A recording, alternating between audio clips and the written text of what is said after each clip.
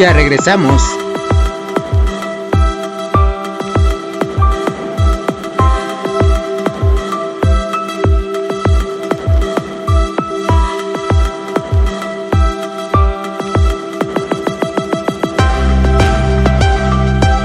¡Suscríbete al canal!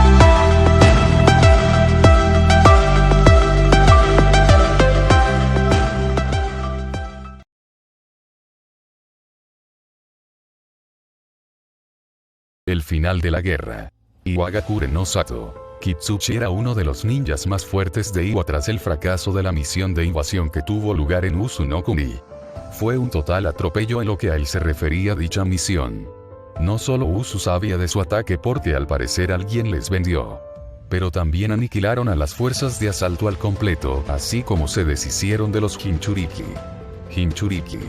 Esa palabra le sabía muy mal en la boca a Kitsuchi, se les llamaba sacrificios humanos, pero él pensaba en ellos como nada más y nada menos que perros de presa que debían ser utilizados con sumo cuidado por las aldeas para la destrucción de sus enemigos. Sin embargo, él solo podía decir que eran un fracaso absoluto si lo que estaba siendo testigo era cierto. No solo había fracasado en el intento de ataque contra Usu, sino que los 3 Hinchuriki restantes de la fuerza de Kumo e Iwa fueron derrotados por una sola mujer. Esto en la mente de Kitsuchi solo era una demostración de la inutilidad de dichos Hinchuriki. Para él le era igual si uno de ellos era su tío y el otro su hermano más joven. Para Kitsuchi solo eran objetos de usar y tirar, y demostraron que debería haberse usado más sabiamente los Hinchuriki que lanzar un ataque directo contra Usu. Él era más de pensar en lanzar un bombardeo de Bijudamas a la nueva Usu y luego barrer los restos. En lo que refería a Usu debían ser aniquilados y destruidos, más que nada porque estaba seguro de que estaban usando a su hija como máquina de cría, y él prefería que su hija fuera recordada como un sacrificio necesario que recuperarla estando embarazada de algún bastardo de Usu. Con todo esto dicho y pensado, se podía ver en la mente de Kitsuchi que él, en su opinión, la guerra estaba difícil de ser ganada en este momento y solo era debido a que no habían tenido la información necesaria, así como que habían jugado con ellos. Para Kitsuchi, una de las principales lecciones de historia dentro de Iwa fue el factor de que resultaba que la mayor lección histórica de la aldea oculta fue en referencia a la derrota de Iwa a manos de los Uzumaki. Si los Uzumakis fueron casi totalmente exterminados, pero Iwa fue por primera vez en la historia, fue obligado a entrar en un estado de recuperación como su ejército había entrado en una situación muy inferior a la aceptable, así como habían perdido una gran cantidad de fuerzas. Cuando se enteró de la resurrección de Usu, el hombre grande pensó que era una vez más la obligación de Iwa el de dejarlos destrozados, y además ahora ellos contaban con el factor de que solo había un Uzumaki. En pocas palabras, ellos contaban con la clara superioridad en todos los sentidos, pero no resulta que estaban equivocados. Resulta que el puñetero clan Hattori también estaba aliado con los Uzumaki, un clan que en opinión de Kitsuchi debía ser exterminado de la misma manera que los Uzumaki, como uno de los ninjas más temidos de todos los tiempos venía de este clan. La primera operación, y que fue la que dirigía a su hija, fue frustrada por la que ahora se llama la Emperatriz de la Llama y el Relámpago, así como a Meyuri Ringo. Fue un golpe duro en la oportunidad de Iwa, de Kumo y de Kiri de ganar esta guerra sin tener que esforzarse mucho, y al final pagaron el precio con la posible vida de su hija. Luego ellos trataron de emplear las estratagemas del terror, pero en vez de funcionar, no solo ellos les devolvieron su fuego con más fuego, sino que además de todo esto resultó que los Uzumaki colocaron a muchos de sus antiguos aliados en contra de ellos, perdiendo por tanto una considerable cantidad de apoyo en esta guerra. Por mucho que no le gustara admitirlo, Usu los había superado en cada terreno, en cada ángulo y en cada punto que ellos habían pensado en ser superiores. Pero la gota que colmó el vaso fue la fallida invasión de Usu. Ellos habían fracasado en algo tan simple y sencillo, ya que contaban con la superioridad en todos los aspectos, pero en vez de tener la oportunidad perfecta para evitar el final por su parte en esta guerra, ellos solo lo habían adelantado. La invasión se suponía que sería algo simple y sencillo por varias razones. La primera de todas es que contaban con el factor sorpresa, la segunda es con el número muy superior de tropas, la tercera eran los 4 ninjas de rango S que fueron enviados por parte de Akatsuki, y finalmente ellos contaban con 2 grandes armas secretas en forma de las fuerzas de sello maldito de Orochimaru y en forma del trío de Jinchuriki que se suponía que eran en todo caso perfectos y listos para el combate. Fue un fracaso total y absoluto. El ejército que atacó fue reducido previamente por un ataque en combinación de Fuinjutsu y Ninjutsu. Los 4 ninjas que se suponía que fueron rango S fueron superados por los propios ninjas rango S de Usu. El factor sorpresa de la alianza sobre Usu fue un engaño utilizado para tomarlos por sorpresa, y finalmente los Jinchuriki fueron vencidos por la principal esposa de Uzumaki Naruto y los usuarios sello maldito por las manos de Anko Mitarashi. Solo de pensar en todo esto hacía hervir de ira al hombre de Iwa. Ahora él estaba atascado en Iwa, sin poder poner sus manos sobre la gente que había matado o estaba violando a su hija. Era después de todo completamente consciente de que cualquier ninja con una línea de sangre era más tarde atrapado y capturado con el interés de más tarde de recrear un clan. Diablos, Iwa trató de hacer lo mismo con algunas kunoichis de Usu solo para ver cómo ellas prefirieron convertirse en bombas humanas. Fue un solo recordatorio de que Iwa en realidad no tenía la misma suerte que el resto de las naciones. Fue para Kitsuchi un insulto en gran nivel el saber que por muy poderoso y fuerte que era en realidad la edad de oro de Iwa jamás volvería, y que era muy posible de que en esta guerra Iwa cayera a manos del clan Uzumaki. Despreciaba esta situación con gran cantidad de fervor, pero no había nada que pudiera hacer para evitar todo esto y sabía muy bien que cada vez se estaba acercando más y más la hora de enfrentarse contra el ejército de Uzunokuni. Después de todo, la situación en la que estaba ahora Iwa era la situación perfecta para darle a ellos la esperanza de ganar. Si Kitsuchi lo sabía muy bien después de todo.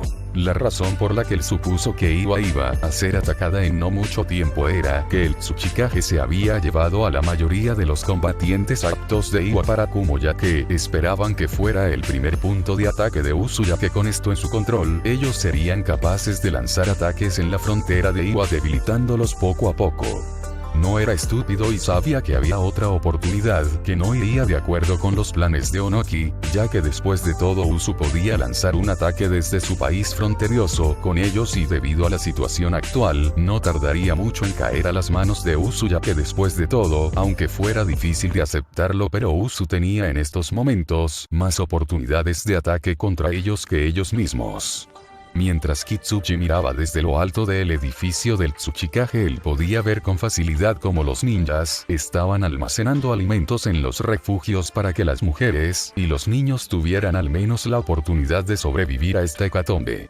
Él había dado esta orden no hace mucho porque sentía que era lo que tenía que hacer, ya que la principal preocupación era la futura generación de la gente de Iwa. Los civiles de Iwa habían huido muy rápido y deprisa de Iwa a la capital de Tsuchinokuni, esperando sinceramente que el daimyo del país los defendería a cambio de su increíblemente grande cartera. Esto solo hacía que Kitsuchi se burlara completamente de todo esto, como él sabía que nada más caer ellos, el daimyo y la gente de la capital se convertirían en el objetivo de Usu, ya que, para tener el control completo y absoluto de la nación, no había mejor opción que la de tener bajo control al daimyo, aunque viendo los precedentes de Usu con el daimyo de cualquier país, es que a menos que el daimyo fuera justo y adecuado, este podía despedirse de su puesto y su labor como gobernante de la tierra, y él sabía muy bien que este daimyo no era precisamente un buen gobernante, por lo que él sabía que cuando a Uzumaki Naruto se le presentara la oportunidad, ellos borrarían de la faz de la Tsuchinokuni a su manera, y lo peor de todo en su opinión es que lo harían 1000 veces mejor que ellos. No le gustaba admitirlo, pero la forma en que se manejaban las cosas aquí en el país de la tierra no eran precisamente de las mejores maneras posibles. Sus escasas plantaciones daban lugar a un número limitado de alimentos, y por tanto estos alimentos eran repartidos entre el daimyo y las fuerzas de Iwa.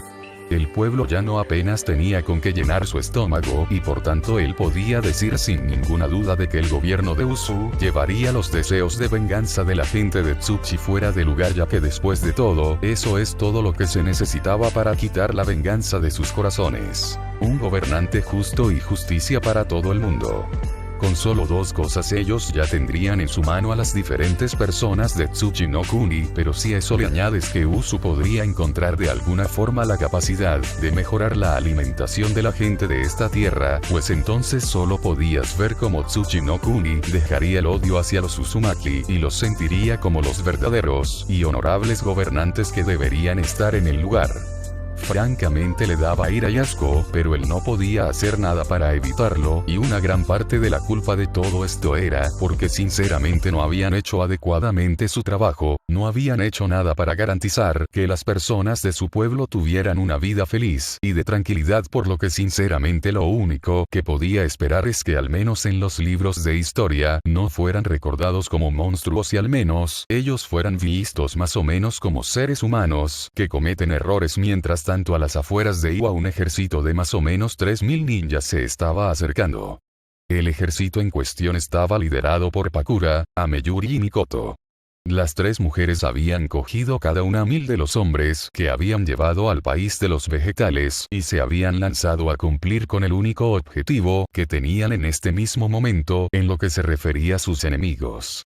Gracias a su servicio de espionaje así como el nuevo clan de Usu, habían averiguado que Iwa estaba en números solo para realizar una defensa del pueblo, por lo que si tomaban Iwa entonces sería más fácil derrotar a la gente de la nación, así como significaría el fin de la guerra para la gente de Tsuchi-no-Kuni. Las tres mujeres se subieron de acuerdo en venir como las tres eran por sí mismas ninjas de rango S, lo cual les daba una clara ventaja en el campo de batalla, y aunque en el caso de Mikoto ella estaba a punto de revalidar el porque era la emperatriz de las llamas, podían decir que contaban con Pakura, que era del Shakuton, dándole una considerable ventaja en combate, y luego por otro lado estaba Amyuri, que contaba con sus espadas Kiba. Por sí mismo y con todo esto los ninjas de Usu también pensaron en esto como la jugada definitiva que llevaría a la gente de Usu respirar de una buena vez libre de Iwa, ya que muchos de los habitantes civiles de Usu no Kuni veían a la gente de Iwa como esclavistas así de simplemente y los querían ver lo más lejos posible de ellos. Mientras avanzaban hacia Iwa el pequeño ejército de Usu me había encontrado con todas las fortalezas que Iwa había tenido que abandonar para poder defender el pueblo de Iwa, así como engrosar el ejército que se estaba reuniendo en Kumo. Las bases que estaban en perfectos lugares de entorno natural fueron dejados intactos y Mikoto simplemente con algunos de los miembros de sellado que habían traído había dispuesto que se dejaran las fortalezas selladas para que nadie pudiera utilizarlas hasta que llegara el momento correcto de su recuperación. Por otro lado, los castillos y posiciones defensivas construidas por el hombre en posiciones simples y sin ninguna defensa fueron destruidos de manera completa para que no pudieran ser aprovechadas en el futuro por grupos de bandidos y por gente con malas ideas de estos lugares. El ejército estaba justamente ahora delante de lo que era la fuerza de Iwa, pero sin entrar cerca de su gama de descubrimiento, ya que tenían pensado en lanzar el ataque en un momento determinado, pero no por el momento, ya que querían dejarles preparar las cosas para que sus civiles tuvieran al menos todo lo adecuado para poder estar en los centros de guardia sin tener que preocuparse por muertes innecesarias.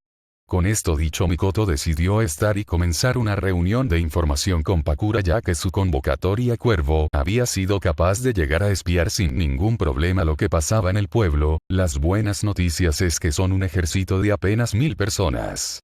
Los clanes de Iwa parecen haberse ido todos a Kumo, pensando que allí sería el primer combate antes de que fuera el final de la guerra, aunque en mi opinión es más como que están postergando lo inevitable, que es la caída de Iwa y todo lo que representan. Otro punto positivo es que parece ser que los refugios para los civiles están casi llenos con los alimentos necesarios y los están preparando adecuadamente. En unas horas podremos lanzar el ataque y poner fin de una vez por todas a la gente de y las ambiciones de Tsuchi-no-Kuni. Por desgracia no todo es bueno y puedo decir sin ninguna duda de que tenemos un problema más bien grande y jugoso. La defensa de Iwa es básicamente basada en el uso de la manipulación de la tierra, la piedra y los jutsus que estas personas saben, por lo que obviamente no lo tendremos nada fácil para superarlos y llegar a nuestro destino. La aniquilación total de las fuerzas de Iwa va a pasar a ser complicado si no realizamos la estrategia de manera adecuada, por lo que recomiendo que los usuarios de agua y de viento que tenemos lancen un ataque de manera global sobre el pueblo y que luego nuestros usuarios Raitón sean los que rematen todo, ya que con la pidera y la tierra mojada ser más fácil vencerlos en su propio terreno. Una vez hecho esto, los que quedamos sin intervenir simplemente entramos en el pueblo y rematamos lo que queda con vida. Principalmente a Kitsu, el hijo del Tsuchikage, ya que, de lo que he podido aprender de mi citación, ellos son seguros 100% de que el que dirige la defensa de la villa es este hombre, por lo que recomiendo tomar las decisiones de manera adecuada y lo más deprisa posible, ya que el tiempo es esencial y no podemos permitir que esto se nos estropee solo por fallar en algunos de nuestros objetivos. Con esto dicho, al día siguiente, cuando todo el mundo en Iwa se levantó, se encontró con la escena de una gran cantidad de agua cayendo sobre la villa. Obviamente, nada más ver la sustancia líquida, Kitsuchi ordenó de inmediato la introducción de los civiles, los niños, mujeres y aquellos que no pudieran combatir en los refugios subterráneos. No tardó en llegar aquello que solo sirvió para hacer sentir peor a Kitsuchi, ya que, más pronto de lo que uno podía ver, una gran cantidad de rayos cayeron sobre ellos y todas las defensas naturales de la aldea oculta de Iwa cayeron de manera inmediata. Kitsuchi vio con impotencia como muchos hombres que se habían mantenido en los puestos que él les asignó fueron achicharrados vivos. No hubo piedad con nadie del pueblo.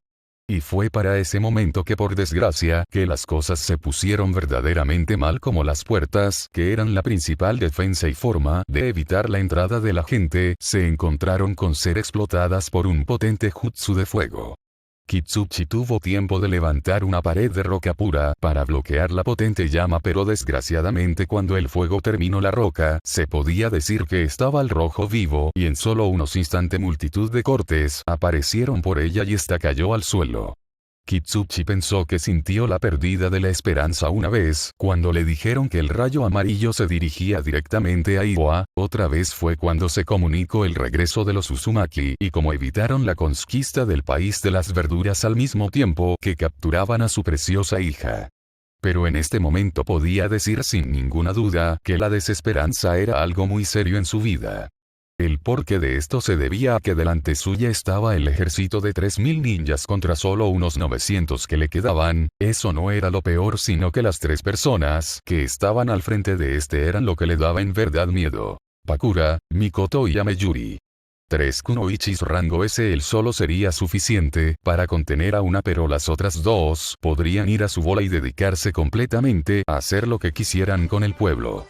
En el lado positivo, la gente que no podía luchar estaba en los búnkers subterráneos y a salvo del combate que ahora venía a ellos sin ninguna duda total y absoluta. Antes de que tuviera tiempo, él vio como Pakura y Yameyuri desaparecieron en borrones de velocidad para dedicarse junto con los 3000 ninjas que habían traído para el exterminio de sus fuerzas. Pronto los combates se hicieron presentes en toda la aldea y él sabía que el fin de Iwa por fin había llegado. Él se quedó justamente delante cara a cara con Mikoto Uchiha y cuando la vio activar su Sharingan supo de inmediato que ella lo iba a tomar en serio. La diosa del fuego y el rayo estaba justamente delante suya y él sabía que estaba ante un combate de gran magnitud, por lo que solo podía esperar que el combate no fuera demasiado largo o los daños a la aldea serían muy serios y graves. Además, eso no era lo que lo tenía más preocupado, sino la mueca de rabia pura que la mujer tenía mientras lo miraba. Él sabía que Mikoto no era una gran fan de Iwa y no ayudó cuando estos realizaron sus jugarretas en muchas ocasiones, pero le llevó a preguntarse qué es lo que ellos habían hecho en su momento para cabrear a esta mujer de una manera tan brutal, que ella estaba mirando como si no fuera más que una presa a la que estaba a punto de arrancarle la piel a tiras. Uchiha Mikoto puede ver porque muchos cuando te ven tiemblan de miedo. Después de todo, se puede ver sin ninguna dificultad el poder que emana de ti. Puedo decir sin ninguna duda que eres una combatiente de un nivel muy superior a lo que cualquiera podría esperar en realidad, y esto me lleva a varias preguntas en lo que se refiere a tu entrada en este lugar. Sé que podríais haber lanzado un ataque directamente a Kumo, que es donde el Tsuchikage y las fuerzas principales de Kumo se encuentran, pero en vez de eso vosotros parecéis interesados en atacarnos a nosotros, lo cual me lleva a cuestionarme vuestros motivos, y sé que no es por ninguna estupidez. Puede que algunos piensen de manera estúpida que esto es simplemente un ajuste de cuentas, o posiblemente una acción para acorralar mejor a Kumo, pero no soy estúpido y al menos pido saber por qué se nos ataca de repente así como si nada. Podríais dejar al pueblo de Iwa tranquilo, ya que es obvio no solo que vuestra victoria es inminente, sino que este ataque es por tanto innecesario, así que dime, zorra de mierda, ¿por qué nos atacáis? No habéis hecho ya más que suficiente para hacernos daño durante años y aún así no paráis. Mikoto miró por un momento a Kitsuchi antes de que apareció delante suya y le dio una fuerte patada que lo mandó varios metros hacia atrás. Ella estaba furiosa en este mismo momento porque las palabras de Kitsuchi no eran algo que ella iba a aguantar así como así. Primero y más importante, resulta que el hombre tiene el valor de decirle que ellos no necesitan ser tratados, que ellos ya han ganado si consiguen derrotar a Kumo. Pero lo que Kitsuchi no le ha dicho es que durante ese tiempo Konenado le iba a guiar de nuevo a Iwa por un camino que les permitiría recuperar la fuerza militar. Ella no era tonta. Naruto no era tonto, y antes que permitir que esa panda de cabrones se salgan con la suya y vuelvan a formar un nuevo ejército que solo valga la pena para ellos en lo que se refiere a causar daño y terror en un momento posterior, pues ella no tenía intención de permitirlo bajo ningún concepto. No, ella tenía la intención de hacer que sintiera de una manera ejemplar, porque Iwa si se volvía a levantar sería bajo una nueva guía, una guía de gente que de verdad entendiera a su pueblo, la guía de un gobernante que antes que satisfacer a un pomposo daimyo pensara en la gente que vivía día a día sin apenas comida y agua. Por supuesto, ella tenía otros motivos para ser así, como ella no podía aguantar a los ninjas que atacaban a población civil, ya que era una clara manifestación del abuso de su autoridad y de su fuerza para salirse con la suya, por lo que ella simplemente miró al hombre enorme que tenía ante ella y simple y únicamente dijo lo que ella pensaba tal y como ella lo pensaba, lo que era la verdad, y como en realidad ni él ni nadie en Iwa de este momento tenía derecho a hablar de esta forma. Iwa volvería a levantarse, pero bajo una nueva guía y con un nuevo mando, pero el momento de los anteriores Tsuchikages y sus familias estaba terminado de ahora en adelante. Con estas últimas palabras dichas, Mikoto se lanzó contra Kitsuchi, que trató de detener el asalto por medio de la creación de cientos de picas de piedra, algo que por desgracia no terminó muy bien para él, ya que Mikoto desapareció en un destello negro y reapareció detrás suya.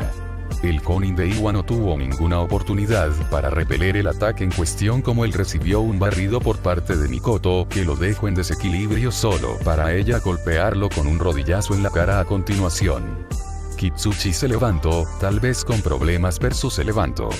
Desgraciadamente, tan pronto como se levantó, dos lanzas de fuego atravesaron sus hombros, haciéndole gritar de dolor a causa de sentir como su carne se estaba quemando por dentro. Esto no fue lo único que sintió, como Mikoto le cogió de la cabeza y lo lanzó contra el suelo. Kitsuchi se puso de pie y consiguió golpear a Mikoto con uno de sus golpes puño de piedra, solo para que Mikoto se convirtiera en una explosión de fuego potente. Kitsuchi sabía que estaba perdiendo, y más aún cuando sentía como ella lo estaba golpeando sin piedad, y eso no fue lo único que sintió, ya que resultó que la explosión en cuestión le había dejado la cara quemada parcialmente y sentía como la piel le estaba ardiendo. Mikoto solo lo miraba de una manera fría y de puro asco, ya que ella no podía soportar la mirada de un hombre que había causado tanto mal y tanto dolor a la gente que él pensaba que se lo merecía. En un grito de ira, Kitsuchi colocó ambas palmas de las manos en el suelo y dos placas de piedra trataron de aplastar a Mikoto. El resultado fue una onda de fuego azul y negro por la zona que derritió la roca. Este era el resultado de la combinación de Katon con Raiton. Enton. Ella vio a Kitsuchi y una vez más reapareció delante suya para meterle el brazo por el hombro derecho, atravesándoselo y causando un grito de dolor por parte de Kitsuchi, que sintió como todo ese lado de su brazo se incineraba. Él bajó la mirada para ver todo su brazo derecho quemado completamente, mientras que Mikoto estaba ahí, mientras llamas azules se podían ver a su alrededor, dejando bien claro su poder y su habilidad. Ella quería matarlo ya, pero antes de eso quería ver si la desesperación se había ganado ya la mente del hombre, y tuvo que admitir que ver el miedo en su rostro estaba bastante bien, ya que le gustó verlo con esa sensación. Él trató de correr y salir huyendo. Uno de los búnkers estaba muy cerca, y estaba completamente seguro de que si llegaba a tiempo, se salvaría, ya que después de todo Mikoto no querría que la gente viera cómo lo mataba en ese estado.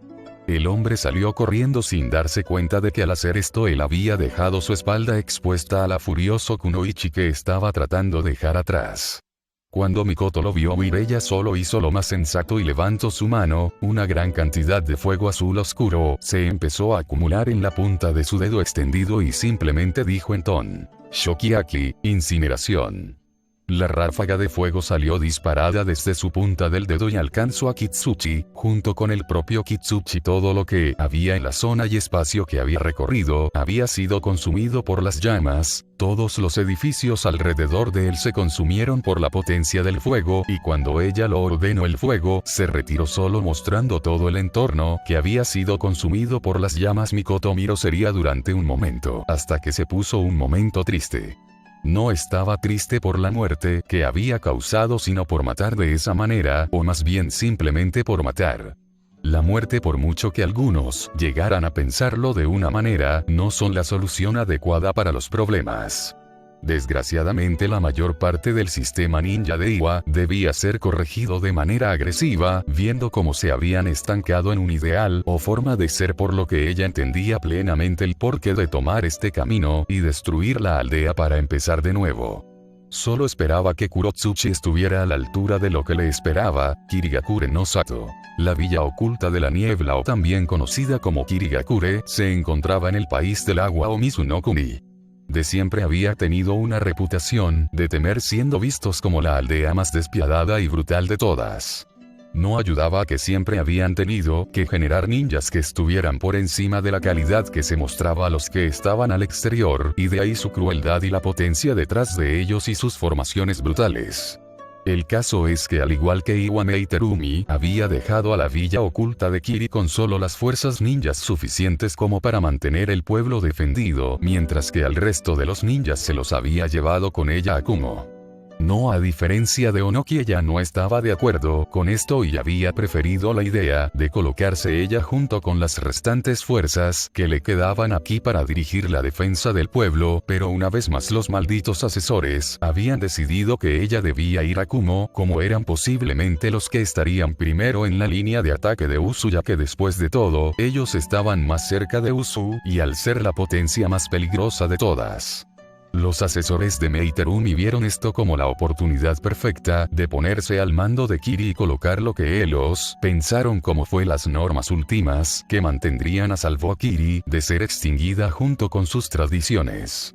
Se colocó como miembro al mando a Ao, uno de los partidarios más firmes de los consejeros, ya que en su opinión ellos eran la mejor esperanza de Kiri. Él podía haber dado su apoyo a Mei, pero esto era debido a que ella era la más fuerte de todos los partidarios de los que se opusieron a Yagura, pero el hombre de pelo azul pensaba que los consejeros eran los más adecuados para gobernar. Por suerte o por desgracia, ahora él estaba al mando de la defensa de Kiri, pero había una brutal diferencia entre la defensa de Kiri y cómo dirigió la defensa el hijo de Onoki, que era Kitsuchi, ya que los pensamientos de Ao eran considerablemente muy diferentes a lo que cualquiera podía pensar. Resulta que Ao pensaba que los civiles no tenían cabida en las aldeas ninja, que solo un ninja debía estar aquí, por lo que todos los víveres y toda comodidad disponible había sido requisada por este hombre para ser entregada a los miembros del ejército de Kiri, y que así de esta manera al menos los hombres y mujeres que iban a luchar tuvieran una mayor oportunidad y posibilidad contra los ninjas en caso de recibir un ataque por parte de los ninjas de Usu. Otra cosa que Ao era muy claro es que no se preocupaba por la seguridad de los civiles, y por tanto no preparó los búnkers ni ninguno de los lugares donde se podría poner a estas personas en caso de ellos necesitar lo más mínimo para sobrevivir, y por tanto se podía ver como los civiles estaban teniendo que huir de Kiri solo porque el hombre tonto estaba empeñado en hacer las cosas a su manera y con su estilo personal, que implicaría, aunque no lo pareciera, la muerte y fallecimiento de todo el futuro de Kiri. Mientras tanto, mientras que todo civil huía de Kiri, el propio Ao estaba pensando en la defensa perfecta de Kiri, y el hombre estaba seguro que con la gran cantidad de agua que ellos tenían para su manejo, pues entonces era más que probable que podrían defender sin ninguna duda a él. Pueblo del ataque de cualquier persona que tuviera un mal interés en el pueblo, y por supuesto el hombre además pensaba que gracias a la defensa natural de Kiri, de estar siempre rodeados de niebla, pues que entonces ellos serían imposibles de ser tomados por la espalda. En la modesta opinión de Ao, Kiri era imposible de ser conquistado y por tanto él no estaba dándole tanto tiempo a pensar acerca de la defensa de Kiri. No, lo que él estaba pensando es en los diversos temas que significaban la vida diaria de Kiri en estos últimos tiempos, así como lo que él había sido testigo en Usu, y cómo habían mejorado no solo sus sistemas ninja y las diferentes disciplinas y clanes para Ao. Lo principal, y más importante a decir verdad, y que era lo que más lo cabreaba, era el factor de que resultaba que Usu no Kuni contaba con clanes ninja que no le pertenecía. Para Ao un clan era una propiedad. No estaba de acuerdo con él y su política de capturar al máximo número de habitantes con líneas de sangre, porque él pensaba que la propiedad de un pueblo no debe ser quitada por otro pueblo. Sin embargo, él pensaba que un clan debía quedarse en el país al que pertenecía, incluso aunque les significara la muerte. Por esta misma razón él estaba muy en contra de los ideales de Usu, de haber dado el cobijo como lo había hecho a los clanes Koga y Gayatori. Sobre todo a la Tori. Al igual que muchos otros, él pensaba que el clan Uzumaki así como el Atori deberían haber permanecido en la extinción y de haber sido destruidos. Los clanes de monstruos como ellos, que solían generar ninjas anti-ejército, no tenían ningún derecho a permanecer con vida. Él era además de la opinión de que los clanes que no tenían líneas de sangre, sino que poseían técnicas ocultas, eran por tanto clanes que eran sacrificables y por tanto el pueblo debía quedarse con las técnicas en cuestión. Con todo esto dicho y hecho, él estaba también muy furioso por la traición de Akuyuki. Su deber era volver a Kiri y convertirse en una máquina de cría, pero en vez de hacer esto se había quedado con sus enemigos, y estaba enamorada de uno de los miembros de estas fuerzas armadas en las que tendría que estar en contra. Con esto dicho, él era de los que pensaba que Aku debía ser capturada con vida y torturada y violada hasta que un nuevo clan Yuki fuera dado a luz, y por tanto que éste sea fiel únicamente a Kiri y al Mizukage. Con todo esto dicho y hecho, él tenía muy pensado lo que iba a hacer una vez esta guerra acabara a favor de la alianza, y a quien iba a reclamar, y si Mei se oponía solo tenían que quitársela de en medio y colocar a alguien como él mismo en la posición de Mizukage. Sin embargo, había algo que más le molestaba aún que la deserción de Akuyuki, o de la de todo el poder que tenían los miembros de Usu no Kuni, o de todos los clanes que por derecho no eran de Usu y que debían ser devueltos a sus lugares, aunque en el proceso fueran exterminados. Lo que más le molestaba a Ao eran los Jinchurikis perdidos. Él era del pensamiento de que el Jinchuriki era un arma, y el mayor error que jamás se podía cometer era el de darle un tanto de libertad como se hizo con Yagura, ya que después de todo mira lo que hizo la vida de Igura. Él destrozó el pueblo y diezmó en la mayoría de los clanes ninjas de Kiri solo porque él pensaba que los clanes eran seres antinaturales. Esto de por sí había llevado a un estado muy debilitado a Kiri. Pero el golpe fatal a Kiri había sido que los dos Jinchurikis de Kiri se habían vuelto contra ellos y desde ahora estaban aliados con Usu. Eso era imperdonable en la mente de Ao, y por tanto debían ser castigados de la manera más brutal y cruel posible, ya que después de todo un arma y una herramienta debe obedecer absolutamente al Kage y al pueblo en el que servían, pero en el caso de estos dos Jinchuriki no era así.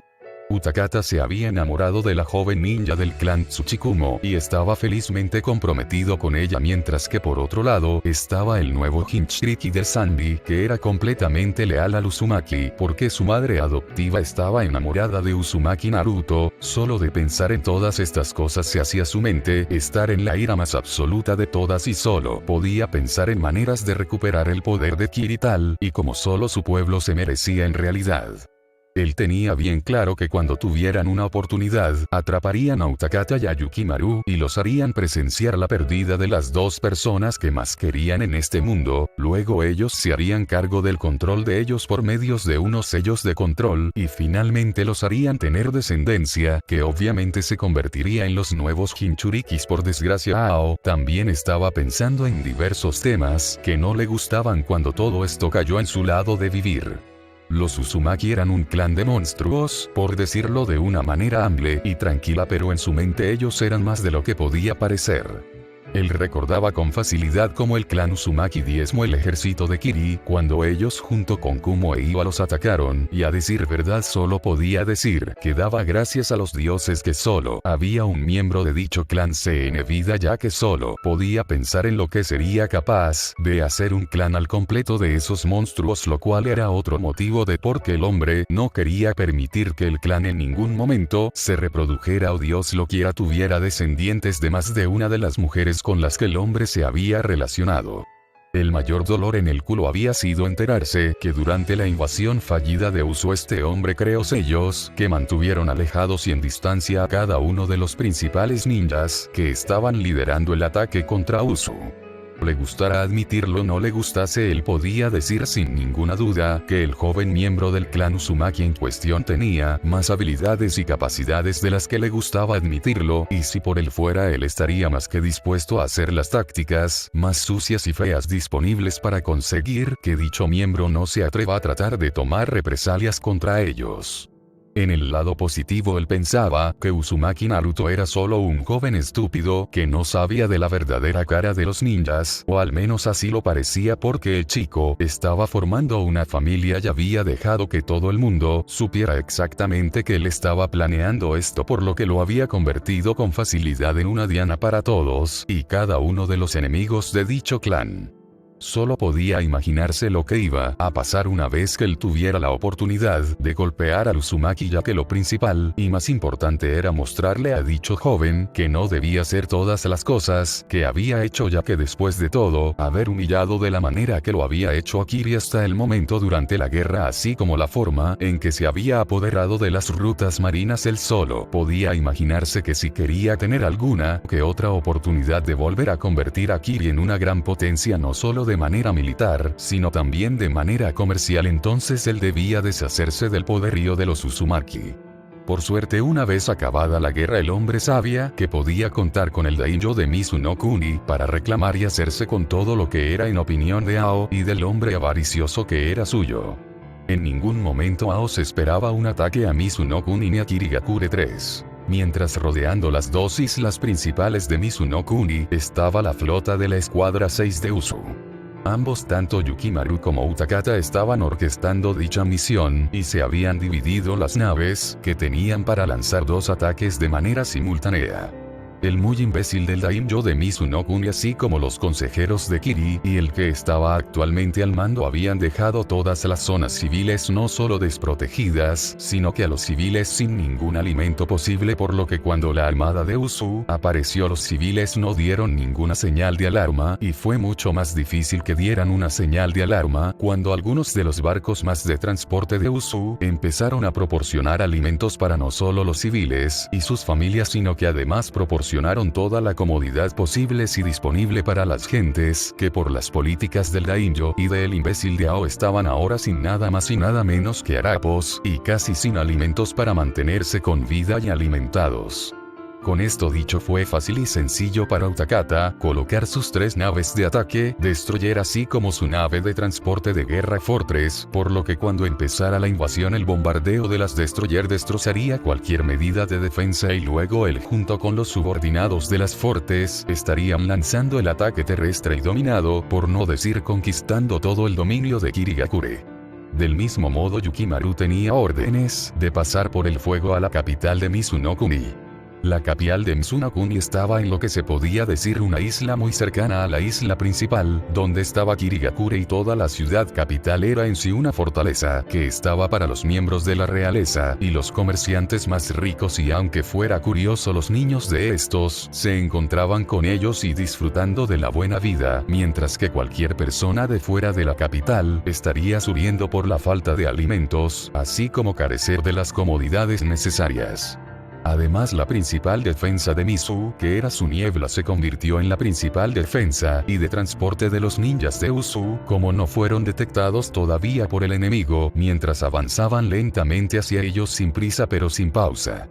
Con todo esto, había dos diferentes mentalidades en los dos comandantes que lanzaban este ataque. Por un lado está Yukimaru, era un niño joven, pero Isobu se había encargado de enseñarle y de educarle para convertirse en un gran ninja.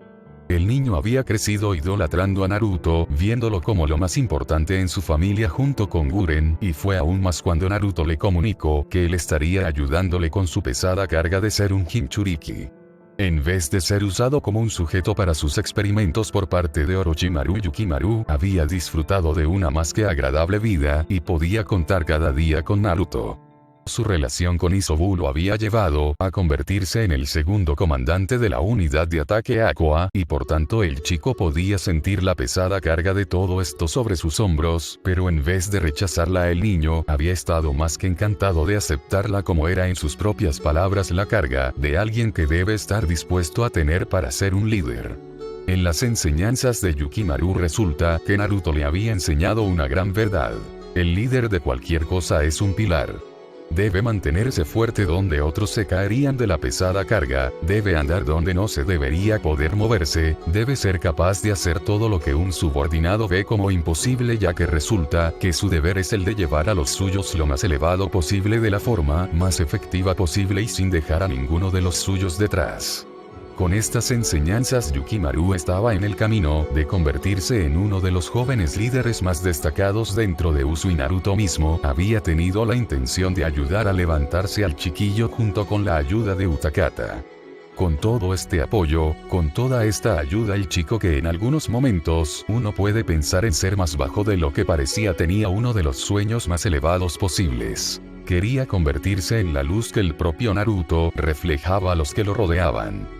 Yukimaru, cuando veía a Naruto solo, podía decir que era por Naruto que este sueño tan increíble que se estaba logrando, y él sabía que fue por los esfuerzos de Naruto que se ha llegado a un nivel tan elevado en todos los sentidos, por lo que si su sueño era ser como el hombre al que más admiraba, y por esta misma razón, cuando Yukimaru estaba rodeando toda la isla del Daimyo y donde estaba toda esa gente pomposa, el chico tuvo una gran cantidad de ganas de demostrar que a las personas, si se las deja crecer con esmero y ayuda, pueden llegar muy lejos, y para conseguirlo uno debe estar más que dispuesto a borrar las ramas o piedras podridas por el camino para construir algo verdaderamente hermoso. Por otro lado estaba Utakata, que en este mismo momento está teniendo un recuerdo del pasado. Cuando él recordaba a Kiri, había dos partes del que pensaban en todo esto. Por un lado estaba el joven que creció con Kiri en su corazón y con la idea de ser un guardián y protector de esta nación, y por otro lado estaba el joven que fue traicionado por ellos, ya que no consideraron que sus avances en el control de su vínculo suficientemente adecuados. Con todo esto, él solo podía mirar a Kiri, y concretamente a Mizuno-kuni, con un gran dolor debido a lo que le hicieron. Utakata podía decir sin ninguna duda que su vida en Usu era lo mejor que le había pasado jamás en la vida antes, y solo estaba pensando en lo bien relajado que era el día a día allí, mientras que al mismo tiempo pensaba en todas las ventajas que tenía al estar allí. En Usu podía ir por donde quería sin tener que dar explicaciones cada pocos minutos o decir qué es lo que planeaba hacer. Por otro lado, en Usu él tampoco tenía que estar vigilando su espalda cada pocos minutos, esperando cualquier tipo de ataque o asalto por la espalda, debido a ser un Jinchuriki, lo cual era algo que tenía de una gran manera agradecido. Otra cosa que estaba la mar de contento en lo que se refería a Usu es que podía ser él mismo sin tener que estar constantemente preocupándose por lo que él era y por lo que las personas pensaban que era, así como el constante momento en la búsqueda de las personas en todos sus intereses personales. Su querida alumna Otaru era un claro ejemplo de la paz que tanto estaba buscando y que tanto le había costado encontrar, y que al mismo tiempo muchos sacrificios le habían llevado. Mucha gente podría pensar que es una exageración, pero Utakata solo quería estar en un lugar que lo aceptara por quien era. Cuando Naruto acudió a él estaba siendo perseguido por los equipos de élite de los Untermin de Kiri, pero fue gracias a Naruto que no solo él pudo escapar, sino que perteneció a este inmenso ejército, que era más bien como una gran familia. Lo más espectacular de todo esto no era solo esto, sino que mientras estuvo con Naruto él tuvo a mucha gente que lo miraba con admiración y como si tuviera en inmensa cuenta su valor, lo cual lo llevó a darse cuenta de que lo que siempre había buscado, que era la paz y la aceptación, no solo eran posibles de encontrar, sino que estaban al alcance de la mano en lo que se refería a buscar las cosas. Ahora Utakata estaba viendo un esquema táctico hecho gracias a las citaciones águila y a los dispositivos que les permitían grabar todo aquello que caía bajo la mirada atenta de las águilas, y lo que Utakata estaba viendo le demostraba que Ao no había cambiado en lo más mínimo en absoluto después de tanto tiempo de lo que los equipos de observación podían ver. Se podía decir que Kiri se había reforzado con el cerrado de todas y cada una de las puertas. Los ninjas patrullaban alrededor de todas las murallas y estaban observando detalladamente todo el perímetro, creando como una especie de burbuja de observación mediante la humedad. Afortunadamente ellos, al estar en el mar, estaban lo suficientemente alejados de todo en lo que se refería a la capacidad de detección de Kiri. Otra cosa que él pudo ver fue la plantación de las antiguas trampas de Kiri en los bosques circundantes, lo cual les permitiría eliminar y menguar cualquier fuerza de asedio que se lanzara contra Kiri, algo que en cuestión de capacidad era perfecto. Además, al hacer esto dejaban también vulnerables a aquellos que se lanzaran al ataque. Como la mayoría de las trampas tenían el objetivo de herir y no de matar, por lo que de esta forma una trampa secundaria se activaría una vez que vienen a socorrer al herido, y por tanto el herido y el rescatador caen junto con cualquier grupo a la redonda. Esto sin embargo no fue lo único, como pudo ver también algunos lanzadores de kunais y shuriken muy parecidos a los que ellos tenían, pero de menor calidad, por lo que quería decir que estos eran o bien prototipos, o bien se trataba de armas de baja calidad, hechas en un intento de copiar las suyas. Finalmente estaba la mayor trampa que las águilas habían visto a lo largo de todo el pueblo: los edificios. Habían convertido los edificios en bombas trampas en las que por medio de marcadores de cercanía se podía detectar cuando alguien se acercaba a cualquier edificio, y por tanto el edificio se convertiría en una bomba que, aprovechando la metralla de este, heriría a todo el mundo cercano a la posición del edificio explotado.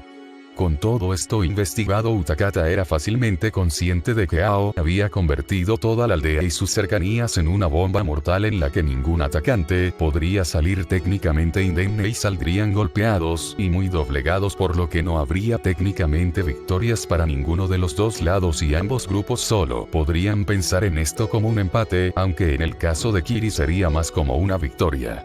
Utakata solo podía menear la cabeza de forma negativa al ver cómo Ao todavía jugaba con el estilo de mientras que el rival no gane él estaría contento. Por otro lado, Yukimaru estaba estudiando también el informe entregado a su persona por los invocadores de las águilas en lo que se refería al ataque posiblemente a la ciudad del Daimyo, así como todos los ricos y los codiciosos. La ciudad había sido construida con grandes muros y con una considerable cantidad de agua a su alrededor, con el objetivo de usar el agua para técnicas y tácticas que implicasen a usuarios de agua, por lo que de esta forma podrían repeler sin ningún problema los ataques de las fuerzas enemigas.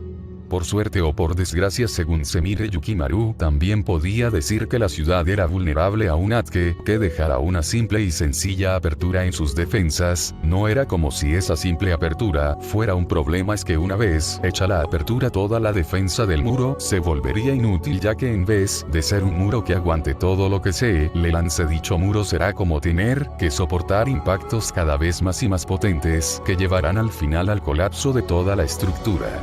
Otra cosa positiva según como se mire era que los nobles estaban tan interesados en tener fuerzas leales que todo lo que tenían eran samuráis, y si bien Yukimaru podía decir que los samuráis son dignos de respeto, son aquellos que estaban justamente en País del Hierro que eran más respetados, ya que después de todo, ellos tenían a su favor entrenamientos en climas tremendamente adversos así como situaciones casi constante de vida a muerte, por lo que no eran unos simples mercenarios que se habían acostumbrado en exceso a su tiempo y estancia en el palacio del daimyo en las casas de los nobles.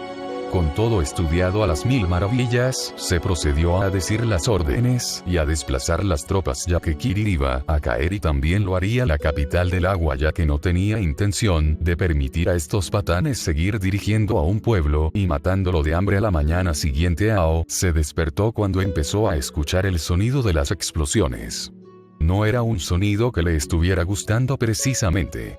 La primera ola de explosiones, por lo que él podía ver, estaba realizándose justamente en el bosque, y las explosiones tenían que estar activando todas y cada una de las trampas que se habían colocado, algo que él sabía que era una muy mala cosa para ellos, ya que sin las trampas no podrían ralentizar y atrasar el ataque de sus fuerzas una vez trataran de llegar a Kirigakure. Sin embargo, el hombre se atrevió a sonreír mientras pensaba que resultaba que aunque con un ataque de semejante calibre él todavía tenía las trampas de los edificios así como a sus subordinados para lanzar emboscadas. Se equivocó. Lo siguiente que vio en el cielo eran sobre 5 bolas hechas de metal negro que estallaron en nubes de humo, permitiendo ver cientos de kunais explosivos.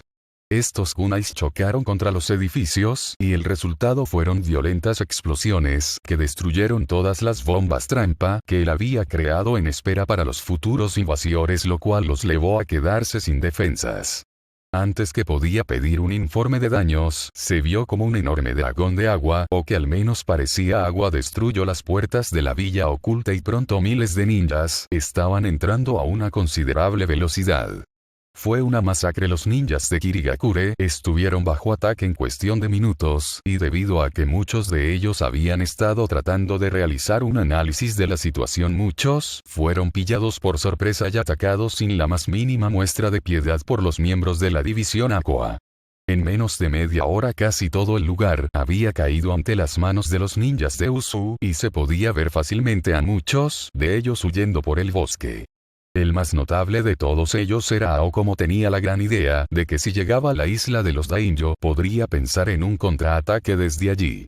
Fue por desgracia demasiado tarde para él escapar. Tan pronto como llegó a una determinada posición dentro del bosque, se vio rodeado por una considerable cantidad de lo que parecían burbujas de baño, lo cual inmediatamente activó sus sentidos de alarma, como él conocía muy bien este tipo de técnica y quien era en realidad capaz de hacerla. Fue justo un momento después que todas las pompas de jabón explotaron, produciendo no solo una violenta explosión sino una gran onda de choque. Cuando todo esto sucedió, Ao consiguió salir a lo que parecía ser un claro, y allí vio a su enemigo que había tratado de matarlo brutalmente. Ao estaba sorprendido por los cambios físicos de Utakata. Su cabello negro ahora era más largo y atado con una cola de caballo. No vestía con un kimono como lo hacía antes, sino que ahora llevaba pantalones a cama de color azul oscuro, un kimono de color azul oscuros, en la cintura sujetándolo todo llevaba un obi de color negro y por encima de todo llevaba una ori de color azul claro. En su mano llevaba su equipo para hacer burbujas, pero en su cintura se podían ver 2 sais. Con todo esto observado, Ao trató de usar su Byakugan oculto para ver el máximo posible de Utakata y calibrar su nivel de amenaza. Lo que vio fue algo que lo asustó considerablemente, ya que de lo que podía decir Utakata era más fuerte que Mei y Yagura juntos, y su chakra, aunque inmenso, estaba en paz. Mientras que ambos ninjas se miraban, Ao podía decir que Utakata quería matarlo de la forma más dolorosa y cruel posible, ya que era obvio que el joven no le estaba perdonando por sus acciones en determinadas misiones, así como las muchas acciones de sacrificio que el hombre en su determinado momento había hecho solo porque él pensaba que era lo correcto, y viendo cómo además no había nadie para discutirle si era correcto o no, él sabía que no había manera de discutirle.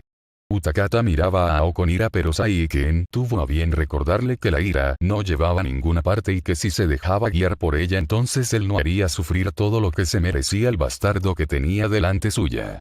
Una vez que se tranquilizó Utakata, le dio las gracias a su Biju que una vez más había demostrado ser algo más que una criatura de la destrucción o arma como muchos la habían calificado a lo largo de los tiempos. Utakata, recuerda cuál es tu deber para Kiri.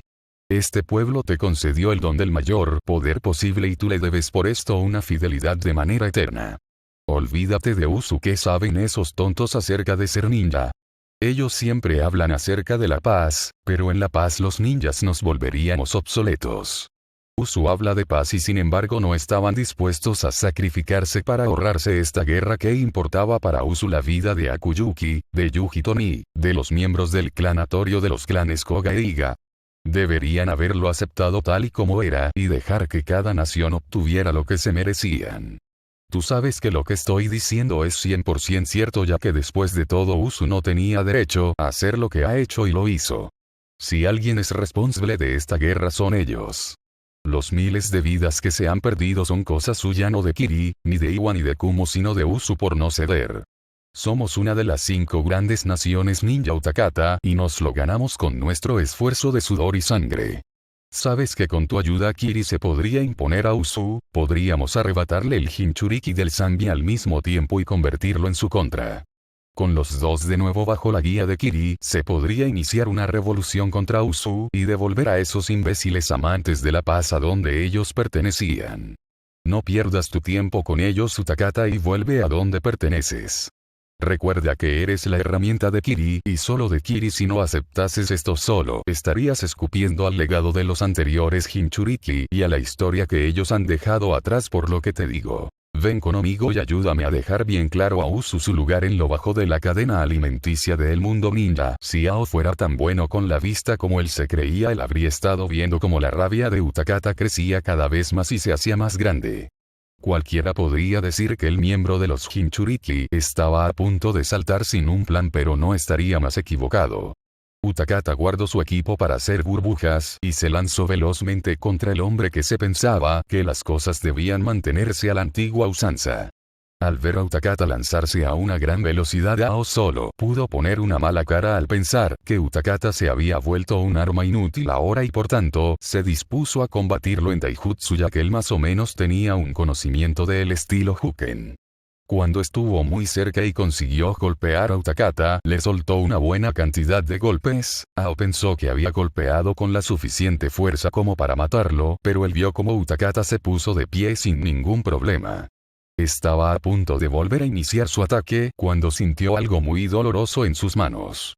Cuando bajó la mirada se encontró con que sus manos estaban quemadas por el ácido que Utakata generaba debido a ser el Jinchuriki de Saiken.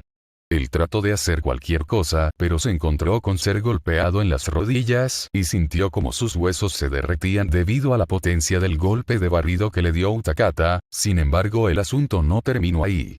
Utakata decidió terminar con sus manos y por tanto le colocó las manos encima de las suyas y dejó que el ácido le corroyera las dos manos. Era algo muy doloroso y eso se sabía cuando se vio como la carne, los músculos, la piel y los huesos se derretían. Para hacerle aún más daño, Utakata colocó su mano en su ojo derecho, que era su ojo Byakugan. Ao solo pudo ver cómo su piel emanaba el ácido y antes de que sabía nada su ojo estaba siendo consumido por este poder para derretirlo todo. Como golpe final, Utakata le colocó las dos manos en la cara y se pudo oír durante un buen rato los gritos de Ao antes de morir debido a su cabeza derretirse. Fue su final y cuando terminó Utakata miró lo que quedaba de Ao. A decir verdad, él se lamentaba de matar a alguien de una forma tan lenta y dolorosa, pero a decir también un poco de verdad, no se lamentaba de matar a Ao. Ao siempre había sido un hombre que pensaba que la niebla oculta no debía cambiar bajo ningún concepto y que por tanto ellos debían seguir practicando las cosas de manera brutal y despiadada. Fue uno de los cazadores ninja que lo habían tratado de cazar con más vicio y aunque fracasó en el proceso, eso no quería decir que el hombre en cuestión no había hecho algunas salvajadas por llegar hasta él sin importarle mujeres, hombres o niños. Estaba contento de haber terminado con él porque sabía que ahora las víctimas de sus cacerías podían descansar en paz, aunque bueno, esto era solo una suposición. Utakata solo podía esperar que la paz fuera algo para alcanzar en su opinión, ya que estaba esperando para volver a Usu y seguir con la educación de su alumna, así como el simplemente pasar tiempo a su manera, sin tener que estar preguntándose de manera constante qué es lo que pasaba por el mundo y si alguien lo estaba cansado en ese mismo momento. Por esta razón solo cerró los ojos y esperó a que llegara el final de la contienda del día de hoy. Después de este día la villa oculta de Kiri se había terminado, se acabaron los días donde el terror y el dolor eran las tácticas más comunes utilizadas por determinados escuadrones ninja, o se acabó la villa oculta que solo producía asesinos y psicópatas. Y mientras que él celebraba esto a la distancia, Yukimaru había seguramente inundado todo el lugar donde estaba la nobleza, el daimyo y los hombres ricos. Después de todo, si querían tener un nuevo comienzo, debían empezar por la purga de las malas hierbas y de los parásitos de la sociedad. El caso es que ahora se había completado una de las 2 misiones de Operación Clean, y solo podía esperar para ver los informes finales. 2. Kumogakure no Sato. La aldea de Kumogakure no Sato se había jactado desde hace mucho tiempo por ser conocida como la más fuerte y poderosa de todas las aldeas ninjas. Sin embargo, durante el último conflicto muchos habían dudado de esto. Kumo había sido superada en todos los aspectos por Usu. Militarmente, estratégicamente, políticamente y recientemente de manera económica. Los ninjas de Kumo habían sido testigos de la manera más desagradable posible de cómo Usu se había ido haciendo con el control de manera lenta pero progresiva a lo largo de todo este conflicto. Lo primero fue el desacreditar al Consejo Militar y al propio Raikage. A continuación habían demostrado la trama de traición y el intento de usurpación de los daimyos, y finalmente estaban los planes del Raikage de la venta de Yuji Toniri a la Katsuki, así como los planes del propio Ei de hacerse con los clanes Iga y Koga y convertir a sus miembros en máquinas de cría. Con todo esto demostrado, Usu había dado un soberano golpe en las partes nobles de Kumo, así como poner un punto y final a sus estrategias de cómo dominar todas las naciones elementales, o lo que al menos parecía según sus planes. Con todo esto dicho, eso no era ni remotamente lejos lo más malo que uno podía esperar que Kumo sufriría a manos de Usu. Su mayor orgullo era Killer Bee, quien pese a dejar de ser interesado en Kumo debido a sus políticas de gobierno y la forma de usar a los ninjas como simples objetos de usar y tirar, pronto todo el mundo puso su fe en Bee y los otros Jinchurikis durante la invasión que fracasó. Esperaron que el poder que el Jinchuriki obtenía del control de la bestia sería más que suficiente para dominar a Usu, pero por desgracia calcularon muy mal. Usu no solo repelió la invasión sin bajas dentro de sus fuerzas, sino que además capturó con vida a los 3 Jinchurikis de la fuerza de la alianza. Fue un golpe muy doloroso para ellos saber que su fuerza absoluta, su mayor arma de destrucción, había sido derrotado y ahora estaba en manos de Usu. Para el Raikage fue peor en el sentido de que el hombre ahora solo podía ver lo que era el sueño de muchas personas. Todos los Jinchurikis en un mismo lugar bajo el mando de alguien. No era extraño que esta fuera una ambición de un líder tan militarista como lo era el propio Raikage, pero a excepción de Ichibi, el hombre sabía perfectamente bien que Usu tenía a todos los Jinchurikis bajo su bandera. Ni de lejos esto era lo peor que podía pasar, ya que era bien sabido que Usu estaba planeando lanzar una contraofensiva por la treta que el señor de Kumo había tratado de realizar, por lo que el Raikage, convencido de que lo primero que harían era atacar a Kumo, consiguió convencer tanto al Tsuchikage como el Amizukage de enviar sus fuerzas más capaces a defender a Kumo, ya que el hombre tuvo el valor de admitir abiertamente que si Kumo caía entonces Usu lo tendría más fácil para conquistar Iwa, basándose en ataques por 2 frentes, y finalmente con Iwa y Kumo derrotados, ellos se lanzarían a por Kiri en un intento de gobernarlos de una buena vez por todas. Viendo esto como la única solución posible a su problema con el miembro restante del clan Uzumaki, aunque Mei tenía constantemente golpeándose la cabeza por haber aceptado dicha alianza, ya que ella solo podía decir que estaba trayendo más mal que bien en este mismo momento, y por tanto solo se lamentaba de formar parte de esta guerra. Pero ahora todos ellos se encontraban con un problema que ninguno podía haberse imaginado hace una semana. Se confirmó la caída y derrota de Kiri y de Iwa. Los pronósticos de Kumo de que se convertirían en el primer objetivo estuvieron equivocados, y ahora Iwa y todo el país de Tsuchi no Kuni, así como Kiri y todo Mizu no Kuni, estaban bajo el poder y el control de Usu no Kuni. Lo peor de todo no era eso, sin embargo. Las personas de población civil habían aceptado a los gobernantes de Usu sin ninguna dificultad. Durante estos 2 meses Usu solo había hecho junto con los aliados que tenían para tratar de establecer el orden en los países que a causa de la guerra habían estado en un total desorden y en una gran cantidad de confusión. En este tiempo Usu había alimentado y devuelto la seguridad a estas personas, haciéndoles entender que en realidad había alguien preocupándose por todos ellos. En este tiempo la riqueza almacenada por los daimyos y nobles de manera que los civiles y la gente de más abajo no tenían nada se había repartido de manera adecuada y equitativa. En este tiempo que Usu había estado al mando, pronto todo el mundo y todos aquellos que habían abusado de su poder y su autoridad se las vieron con un gobierno que no permitía que las cosas se salieran de sus manos. Usu estableció normas y leyes que protegieron a todo el mundo, pero además de eso se molestaban en saber las dos opiniones y cosas que sucedían en ambos grupos de personas a la hora de ser juzgados. Esto había llevado por desgracia para los líderes de Kiri y de Iwa a que el pueblo de sus dichos respectivos países quisiera más a un gobierno de Usu que a los gobiernos defendidos en su momento, por ellos alegando que al menos Usu no los explotaba, no los hacía vivir en hambre, no forzaba el reclutamiento y por supuesto, no dejaba a los pomposos y a los corruptos salirse de rositas solo porque eran el hijo de alguien.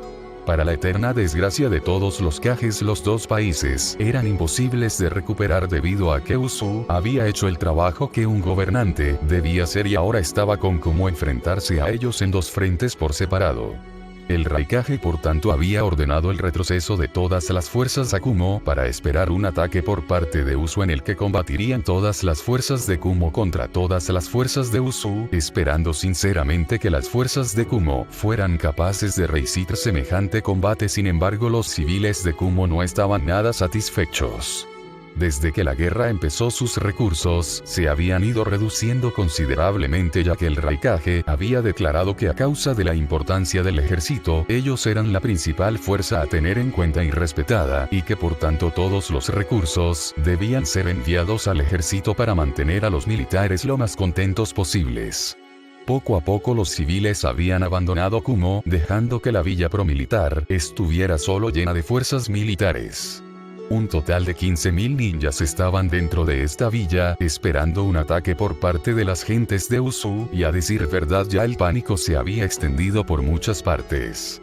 Entre que los civiles ya no tenían ningún respeto por Ei y sus políticas excesivamente militares y además el recorte de cada cosa que ellos necesitaban para vivir había llevado que los civiles abandonaran a Kumo a su suerte, pero eso no era ni de lejos lo peor que había pasado. La moral de los ninjas estaba muy por debajo de lo que uno podía haberse esperado, pero una vez más todo era debido a las constantes victorias del ejército de Usu.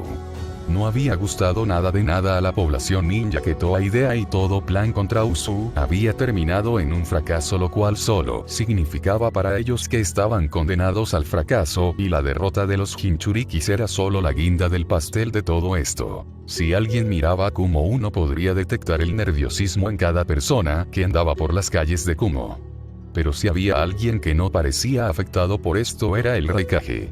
Ella estaba a decir verdad muy tranquilo con el final que se acercaba a él y su pueblo, y a decir verdad estaba esperando el ataque con una gran cantidad de paciencia.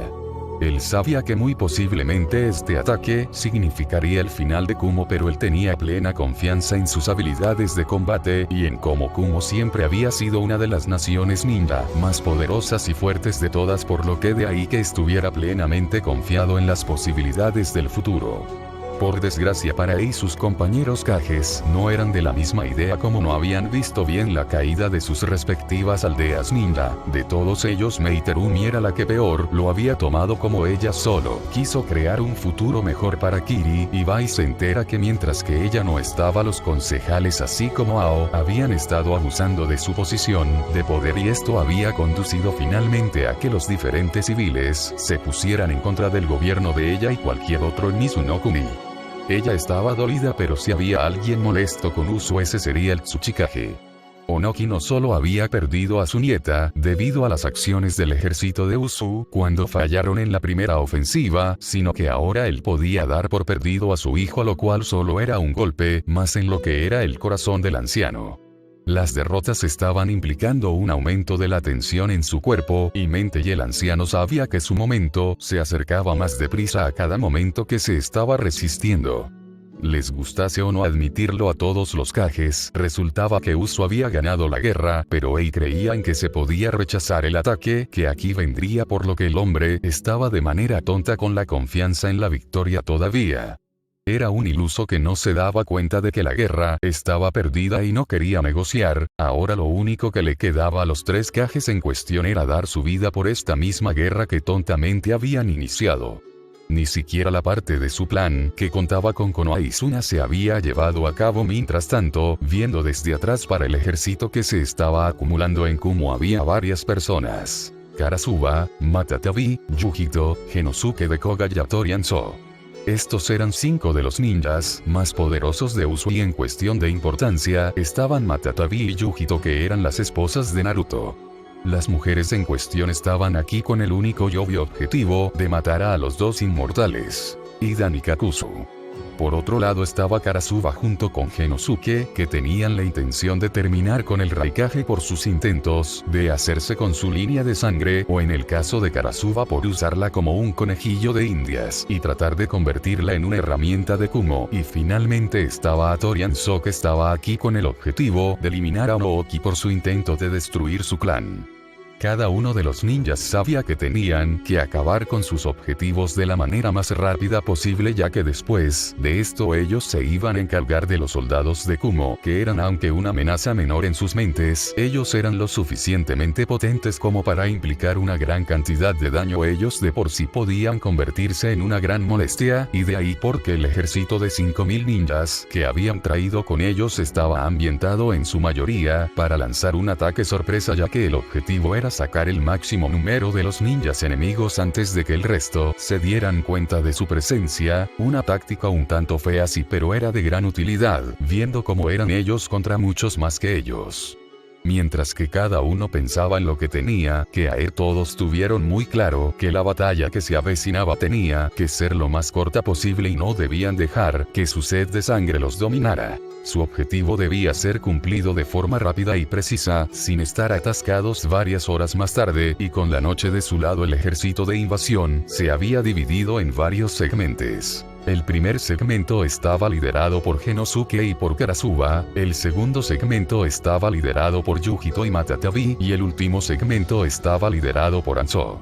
Mientras que Hanzo avanzaba lentamente hacia el enemigo, que eran Tsukasa Onoki, él estaba en ese momento en una distancia considerable de Hanzo, pero eso no evitaba que el asesino del clan Hattori no tratara de deshacerse de él lo antes posible. Por el camino Hanzo se había empezado a dejar en pequeños grupos a sus ninjas para poder deshacerse él personalmente de Onoki.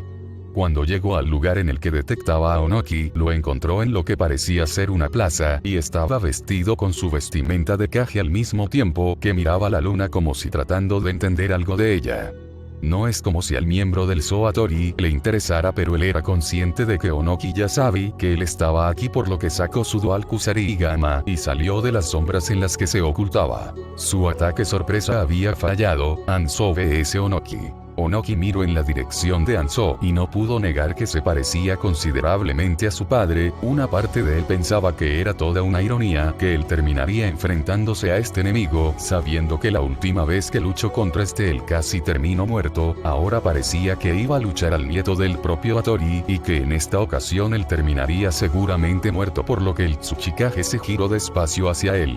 No tenía intención de poner palabras entre ellos, del mismo modo que el miembro del clan Hattori no quería hacer semejante cosa. Pacientemente esperó hasta que vio como una cuchilla con cadena llegó más deprisa de lo que se podía imaginar a donde él estaba.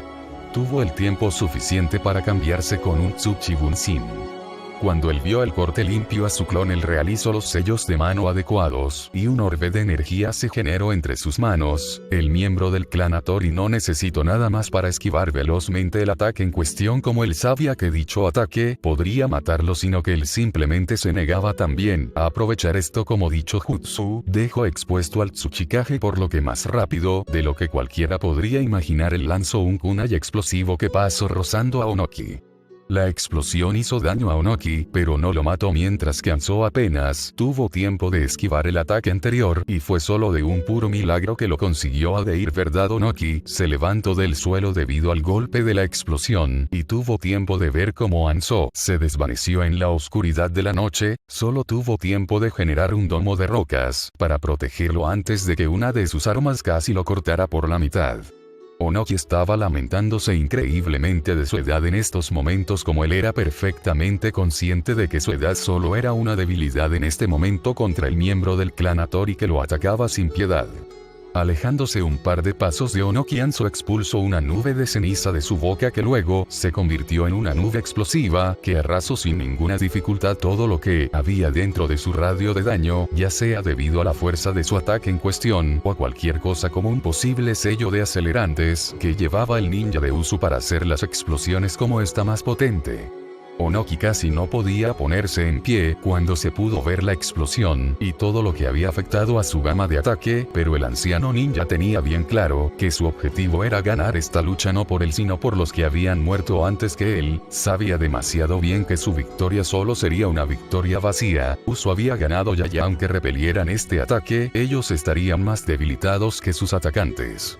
Por eso el Tsuchikage generó un cubo de energía y trató de alcanzar con el Hanzo. Una vez que confirmó que Hanzo estaba dentro de su cubo, simplemente los hizo a los dos desaparecer.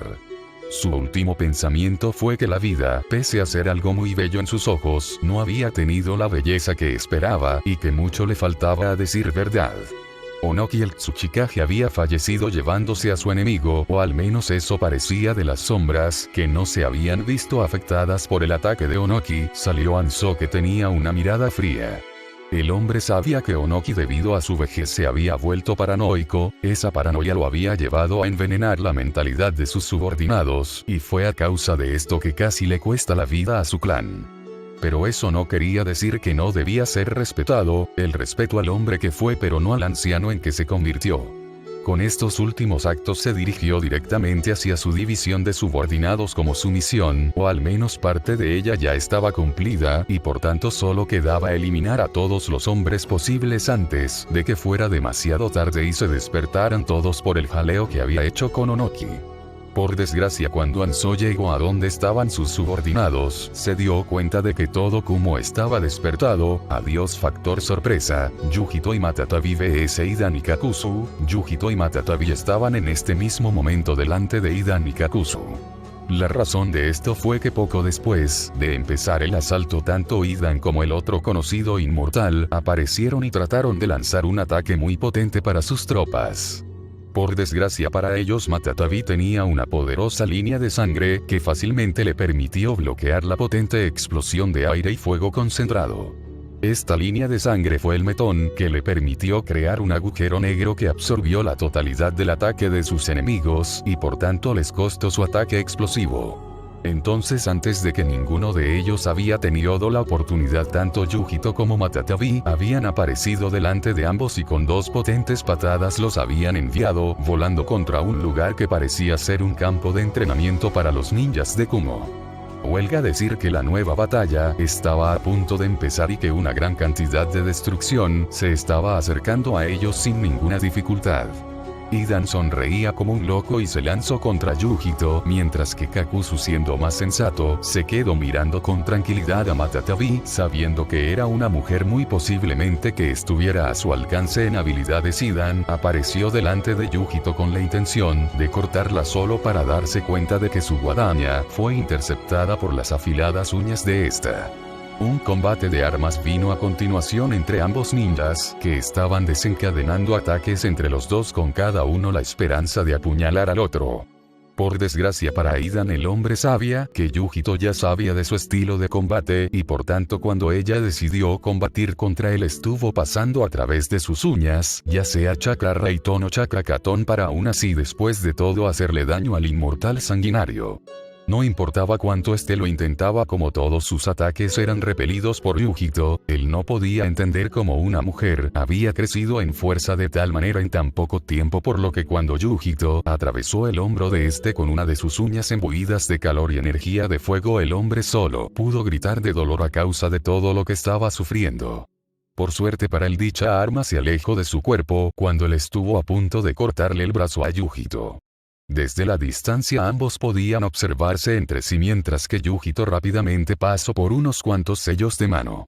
Idan sabía lo que se le venía encima y no le gustaba nada de nada, ya que después de todo, aunque técnicamente no podía morir, él sí podía ser derretido hasta la muerte por el fuego de alta intensidad, y de ahí que cuando ella usó su Katon Kasai no Bazuto, ráfaga de fuego, él hizo lo más inteligente y se mantuvo en movimiento mientras que los constantes proyectiles de fuego pasaban cerca de él, y por lo que de esta manera él no sería quemado vivo como un trozo de carne en una barbacoa. Idan por desgracia se perdió un clon que se colocó justamente delante suya y detonó, llevándose consigo al pobre jacinista, o al menos uno de sus brazos. Idan solo podía pensar en el dolor que su cuerpo estaba sintiendo en este mismo momento, y que todo era culpa en realidad de Kakuzu y de su obsesión por el dinero, ya que él fue el que lo convenció de quedarse en Kumo, ya que el Raikage les pagaría tanto como ellos pidieran, y al mismo tiempo él podría sacrificar a su dios todo lo que él quisiera verse en una guerra como esta. Fue un ganar o ganar, pero ahora ya no era de esta manera. Estaba siendo superado por la misma persona que en un tiempo solo fue una presa para él y que por tanto no debería de ser un peligro para él. Por desgracia, no había gran cosa que él pudiera hacer para evitar esto y se lanzó con su arma agarrando con el restante brazo que le quedaba y trató de cortar a la mujer delante de él, solo para verla correr hacia él con sus vellente uñas de gato, ardiendo como el infierno, lo cual era debido al chakra que recorrían sus uñas alargadas. Esta técnica era una técnica de nintaijutsu conocida como Katon Higoku no Kogeki, asalto infierno. Idan solo sintió las puñaladas que cada una de las uñas de Yujito produjo en su cuerpo antes de que sintió como todo el mundo que lo rodeaba se volvía negro y sentía como su cuerpo alcanzaba temperaturas inhumanas. Esto era debido sobre todo al fuego azul que recorría todo el cuerpo de Idan y que acabó consumiéndolo hasta que no quedó nada de él. Uno de los dos hermanos zombie estaba muerto, ahora solo quedaba el otro por supuesto, y que no estaba en una buena situación. Kakuzu, a decir verdad, no estaba nada satisfecho con el día de hoy.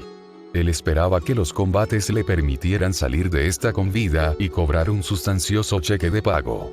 Pero ahora estaba delante de un adversario totalmente desconocido que parecía emanar una gran cantidad de fuerza. Él no se lo pensó dos veces y sacó 4 de sus 5 corazones a jugar. 2 se fusionaron con su cuerpo, creando lo que parecía ser una bestia, hecha de hilos que le salían 2 cabezas de los hombros, mientras que de la espalda le salía una especie y gigantesca mata de hilos, mientras que por otro lado otros 2 corazones se habían unido formando lo que parecía ser un centauro con la mitad inferior de su cuerpo parecida a la de un cangrejo y la mitad superior a la de un gorila. Con todo esto hecho, el centauro se salió muy deprisa por ella con la intención de atraparla con sus pinzas solo para fallar y capturar un clon explosivo. Solo fue cuestión de suerte que no se destruyeran las máscaras. Matatabi apareció al otro lado de donde estaba Kakuzu y lanzó unas llamas azules y negras en su dirección. Para contrarrestar dicha técnica, él ordenó a sus máscaras personales de viento y fuego lanzar una llamarada intensa con la intención de bloquear las llamas. No hay que decir lo mucho que se equivocó al tomar dicha decisión, como las llamas negras absorbieron las blancas que se generaron, haciéndose de esta manera el fuego mucho más potente y poderoso de lo que ya era. Cuando Kakuzu no supo qué hacer, ordenó a su dúo de agua y rayos de lanzar un ataque, lo cual le ganó tiempo y consiguió evitar de dicha manera el ataque, aunque por desgracia no le evitó perder los otros 2 corazones en el proceso. De repente encima suya apareció Matatabi, que lo golpeó contra el suelo con una patada cargada de electricidad, que solo sirvió para romperle muchas de las costuras de su cuerpo. Justo cuando él pensó que podía lanzar un ataque, aprovechando que ella estaba en el aire, ella solo desapareció en un instante. Cuando la volvió a ver, decidió dejarse de finuras. Enterró sus manos en el suelo, convirtiendo toda la zona en la que ella estaba en un terreno fangoso. Luego ordenó a sus 2 máscaras a lanzar un ataque combinado de gran potencia que se llevó la mayor parte de su chakra. Él vio como la gigantesca explosión lo arrasó todo y no podía dejar de sonreír a sí mismo, pensando que su idea había tenido éxito. Eso fue al principio, cuando no sintió la terrible presencia de Matatabi encima suya con sus 2 manos cargadas de un relámpago negro. No tuvo tiempo ni de decir nada como las dos manos lo atravesaron de manera cruzada y luego una vez más lo atravesaron de forma perpendicular. El resultado fue que una vez ella que salió del rango de daño que el propio Kakuzu se convirtió en una explosión de electricidad negra que consumió todo lo que estaba a su alrededor. Fue su final. Karasuba y Genosuke vs. Tanto Karasuba como Genosuke estaban avanzando lentamente por el camino que llevaba a la torre del Raikage. Se dieron cuenta de que por el camino no encontraron ningún signo de resistencia, lo cual quería decir que tenían a todos sus ninjas abajo donde estaban siendo masacrados por las fuerzas ninjas de Usu. A decir verdad, a ellos dos les ven y esto muy bien para alcanzar su objetivo, o al menos fue así hasta que ella apareció justo encima de ellos con su Raiton no Yoroi activa y trató de matarlos con un ataque de energía super concentrada. Cuando el lugar se despejó se pudo ver a Karasuba y a Genosuke como si nada, y era debido a que se movieron en el último momento. Ambos ninjas le dieron una mirada fría a Ei y simplemente sacaron sus espadas de las sayas en las que las llevaban. Con esto dicho, se lanzaron ambos a por Ei, que se dedicó durante un buen rato del combate a desviar los golpes debido a su gran armadura, pero cuando Karasuba empezó a decidir tomarlo en serio, ella decidió usar su Hitono elemento velocidad y desapareció en un borrón. Lo siguiente que Ei sabía es que tenía cientos de cortes en su cuerpo y que su brazo derecho estaba ahorcado. Cuando el hombre pensó que eso era todo, se encontró con su corazón ser atravesado por Genosuke, que había imbuido de chakra viento su espada, y gracias al hombre estar tan centrado en Karasuba pudo acercarse por la espalda del gigante más. A continuación solo se escuchó el grito de una mujer que indicaba la rendición de la alianza. La guerra. Suscríbanse y no olviden activar la campanita. Muchas gracias amigos míos, hasta la otra.